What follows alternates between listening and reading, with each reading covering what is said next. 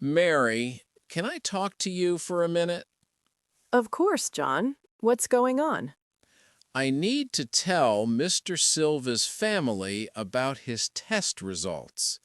The news is not good. Oh no. What did the tests show? His cancer is back.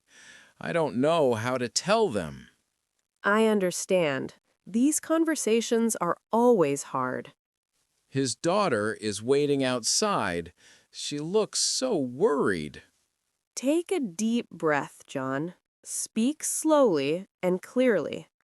Should I tell her everything at once? No. Start simple. Give her time to understand each part.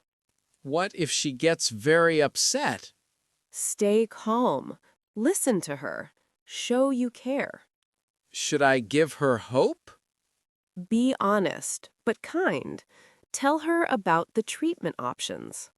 You're right. I need to be strong for them. You can do this, John. I'll be here if you need me.